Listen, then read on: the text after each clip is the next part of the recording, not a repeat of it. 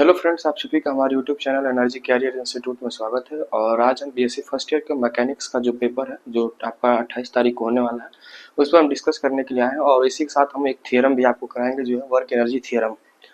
तो इसको कराने से पहले थोड़ा सा हम मैकेनिक्स के पेपर पर आपसे चर्चा कर लें कि मैकेनिक्स का पेपर क्या क्या पैटर्न रहता है, क्या सिस्टम रहता है, उससे रिलेटेड थोड़ी सी जानकारी हम आपको बता दें कि जो हमारा मैकेनिक्स होता है, ये मैकेनिक्स का पेपर हमारा 33 मार्क्स का होता है। इससे पहले आप देखिए जो फिजिक्स का हमारा ऑल ओवर पेपर होता है वो टोटल हमारा 100 नंबर का होता है। उसमें 50 नंबर प्रैक्टिकल की छांट के, अगर प्रैक्टिकल के भी ऐड कर दिए जाए तो आपके टोटल हो जाते हैं 50 प्लस 100, यानी कि इन दोनों को ऐड करके हम लिखें तो ये टोटल हो जाएगा आपका 150 नंबर का। 150 नंबर में 50 नंबर प्रैक्टिकल के होते हैं और 100 नंबर आपके थियरी के होते हैं। ठीक, अब देखिए इसमें कैसे डिवाइड किया गया है।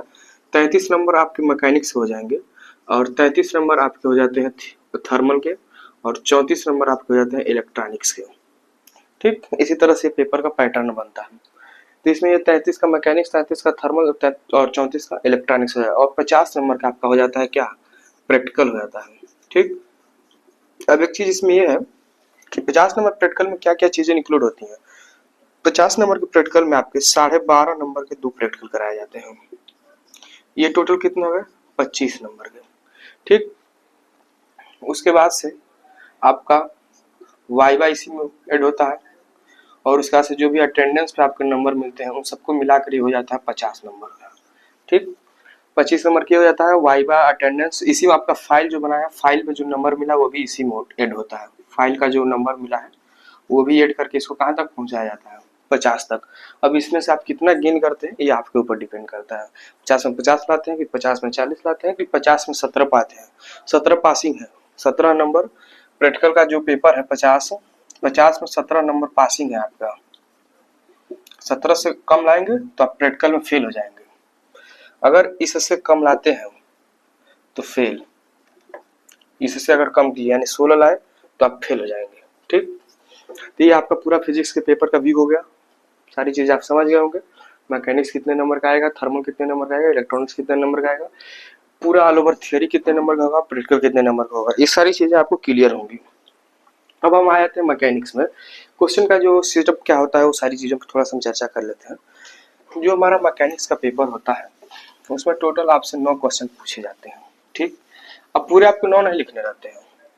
यहाँ पे जो टोटल क्वेश्चंस के नंबर होते हैं, जो टोटल क्वेश्चंस होते हैं आपके पास वो होते हैं आपको 9। ठीक, जिसमें से आपको करना केवल 6 ही रहता है। कितना करना रहता है, इसमें से आपको केवल 6 करना रहता है। अब 6 में देखिए क्या क्या सिस्टम रहता है। करना तो आपको 6 ही रहेगा 9 में से। अब देखिए जो 9 में एक क्वेश्चन होता है, क्वेश्चन नंबर फर्स्ट, क्वेश्चन जो फर्स्ट होता है, क्वेश्चन फर्स्ट आपका कंपलसरी होता है, एकदम कंपलसरी होगा वो। इसके बाद से आपको अनदर कोई भी 5 क्वेश्चन करने रहेंगे, अदर 5 क्वेश्चन करेंगे आप। ठीक, 6 मार्क्स के होते हैं ये क्वेश्चन, आपके 6 मार्क्स के होते हैं। तो अदर 5 क्वेश्चन करेंगे आप, उन पे 6 नंबर मिलेगा और एक क्वेश्चन पे आपको 3 नंबर। तो ये 5 6 के 30 और ये 3 मिलाकर कितने नंबर हो गए, 33 मार्क्स का टोटल हो गया। ठीक, इस तरह से इसका सेटअप चलता है पूरा, यानी 9 क्वेश्चन में आपको 6 करना रहेगा। अब कोई 6 में से एक जो क्वेश्चन नंबर फर्स्ट है उसको कंपलसरी कर दिया गया, इसके बाद से आपको टोटल कितने क्वेश्चन करने रहेंगे, 5, जो क्वेश्चन आपके 6 नंबर कराएंगे। अब देखिए ये जो सिस्टम में क्वेश्चन जो पूछे जाते हैं, क्वेश्चन नंबर 9 जो होता है इस पूरे मैकेनिक्स के पेपर में, क्वेश्चन नंबर 9 आप अंसाल में देखेंगे, क्वेश्चन नंबर 9 जो होता है उसमें कुछ दिया रहता है कि 60 नोट लिखिए किन्हीं 2 पॉइंट पे। क्वेश्चन नंबर 9 में ध्यान दीजिएगा, जो क्वेश्चन नंबर 9 होता है उसमें कहता है कि किसी 2 टॉपिक पे शॉर्ट नोट लिखिए। किन्हीं 2 टॉपिक पे आपको शॉर्ट नोट लिखना रहता है। एक टॉपिक का आपको 3 नंबर मिलता है, दोनों टॉपिक लिखेंगे तो 6 नंबर मिलेगा आपको।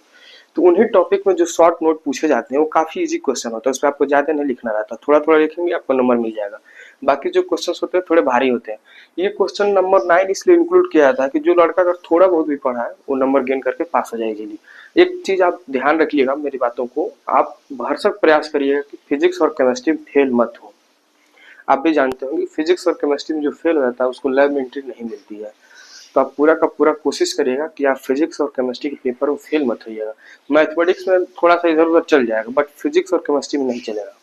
प्रैक्टिकल में भी पास होना है आपको और थियरी में पास होना है, तो जमकर मेहनत कीजिए, नहीं तो पता चलेगा कि आप लटक जाएंगे बीएससी फर्स्ट ईयर में ही। ठीक, तो ये क्वेश्चन नंबर 9 में जो है कुछ टॉपिक्स पे जो कहता है नोट्स लिखने के लिए, उनमें से एक टॉपिक है हमारा है वर्क एनर्जी थ्योरम, जो काफी पूछा जाता है। फर्स्ट हमारा है क्या, वर्क एनर्जी थ्योरम, जो क्वेश्चन नंबर 9 के अंतर्गत आता है। ये वर्क एनर्जी थ्योरम जो है कितनी बार पूछा गया है मैं आपको बता दूं। वर्क एनर्जी थ्योरम जो है 2010 में पूछा गया है, 2013 में पूछा गया है, 2017 में पूछा गया है, 2016 में पूछा गया है, उसका से 2017 में पूछा गया, 2023 में पूछा गया। इतने सालों में क्वेश्चन पूछा गया है आपसे लगातार। इस थ्योरम को हम आपको करा देते हैं, जो वर्क एनर्जी थ्योरम है इसको हम करा देते हैं आपको, ताकि आप इसको अच्छे से प्रिपेयर कर लीजिए। 2010, 2013, 2016, 2017, 2023 इसमें लगातार ये पूछा हुआ है। 2024 में नहीं पूछा हुआ है ये क्वेश्चन, तो 2025 में आने के इसके चांसेस हैं, इसलिए मैं इसको करा दे रहा हूँ। ठीक, तो आइए हम पहले इसका स्टेटमेंट लिखते हैं। स्टेटमेंट में लिखते हैं according to this theorem, according to this theorem work done by the all forces on a body is equal to change in kinetic energy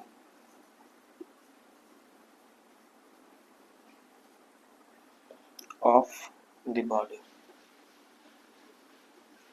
ये इसका स्टेटमेंट है। ठीक, अब चूंकि इसको थोड़ा सा आपको लिखना रहता है बेहतर ढंग से, तो मैं बेहतर ढंग से आपको बताने की कोशिश कर रहा हूँ। स्टेटमेंट में क्या कह रहा है कि according to this theorem work done by the all forces on a body is equal to change in kinetic energy of the body. ये आपका स्टेटमेंट है पूरा। क्या कह रहा है कि वर्क डन जो है, work done is equal to change in kinetic energy of body. पहले ध्यान दीजिए, वर्क एनर्जी थ्योरम जो होता है किसी भी मूविंग पार्टिकल के लिए बनाया गया है, किसी रुके हुए पार्टिकल के लिए नहीं, मूविंग पार्टिकल के लिए बनाया गया वर्क एनर्जी थ्योरम।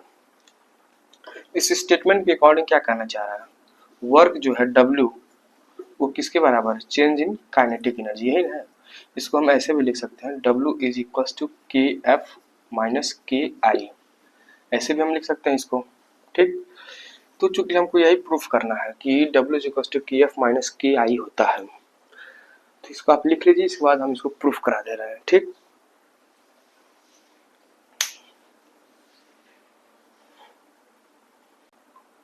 तो इसका आप डेरिवेशन देखिए वर्क एनर्जी थ्योरम का, जो W equal to KF minus KI है।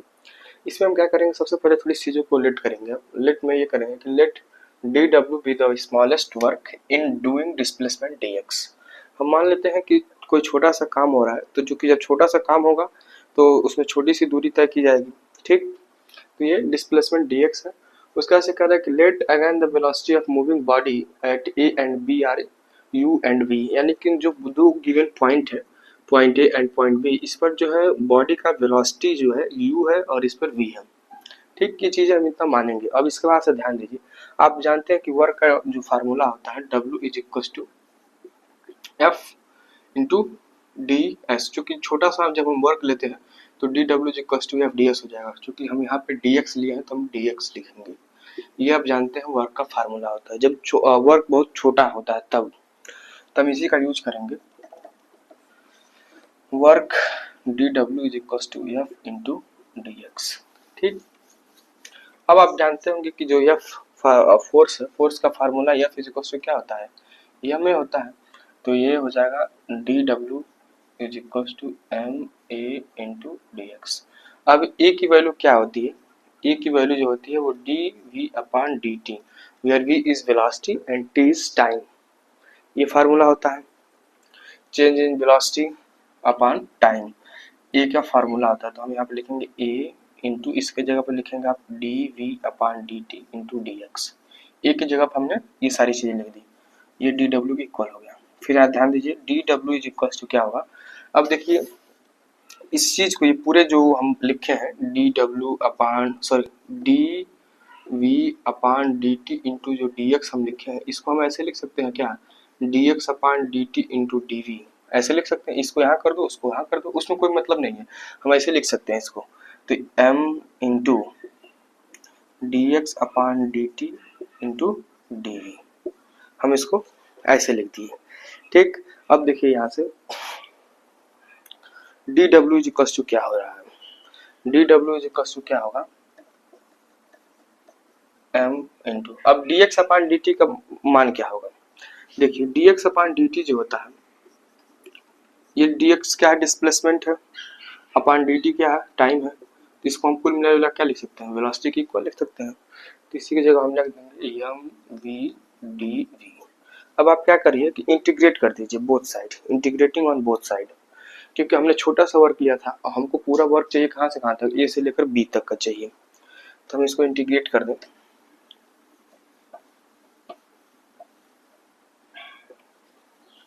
इंटीग्रेटिंग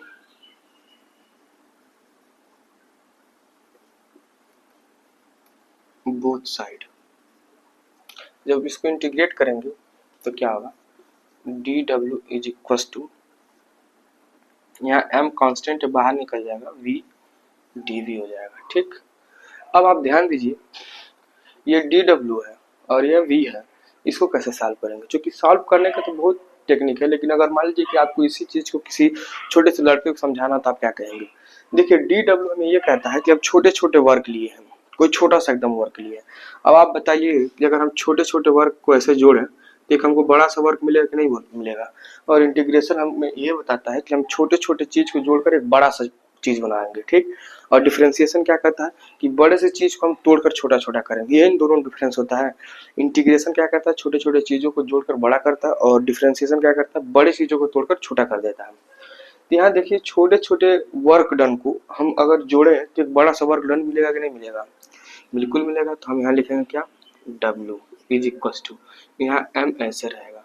अब ध्यान दीजिए कि ये जो हमारा इंटीग्रेशन होगा इसका लिमिट क्या रहेगा, पहले हमारी वेलोसिटी u हो रही है, फिर इसके बाद v हो रही है, तो हम यहाँ पे लिखेंगे क्या, u और v, ये हमारी लिमिट होगी। ठीक, अब इसको देखिए v dv के साथ इंटीग्रेशन क्या होता है, तो एक जनरल फार्मूला आप पढ़े होंगे, X N D X is equal to क्या होता है, X N plus one upon N plus one हो जाता है, यही हमारा फार्मूला होता है। इसी फार्मूले पे हम इसको सॉल्व कर देंगे। ठीक, तो आइए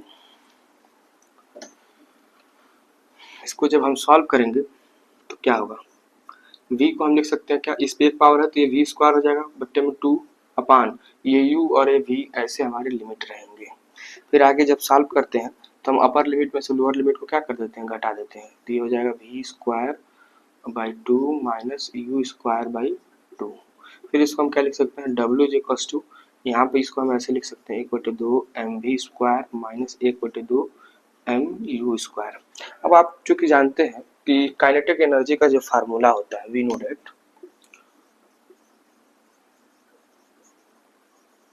काइनेटिक एनर्जी का जो फार्मूला होता है वो हाफ mv स्क्वायर होता है, ये नहीं होता है। इससे अगर हम कंपेयर करें तो ये हमारी फाइनल वर्क डन है और ये हमारी इनिशियल वर्क डन है, तो इसको हम ऐसे लिखेंगे। ये आप चूंकि ऊपर वाला नोट कर लेंगे, नहीं नोट किए होंगे तो वीडियो को रोक कर आप नोट कर लीजिएगा। तो इसको हम क्या लिख सकते हैं, W is equal to half K F minus K I, ये हमने प्रूफ कर दिया। आप यहाँ भी प्रूफ करके छोड़ सकते हैं, ऐसी कोई बड़ी बात नहीं है, ये भी चेंज इन काइनेटिक एनर्जी ही है। ठीक, इसको और भी क्या लिख सकते हैं, W is equal to delta K भी लिख सकते हैं, और यहाँ पे आप लिख दीजिएगा चूंकि where K F is equal to a final kinetic energy और K I is equal to initial kinetic energy, यहाँ एनर्जी जोड़ लीजिएगा। ठीक।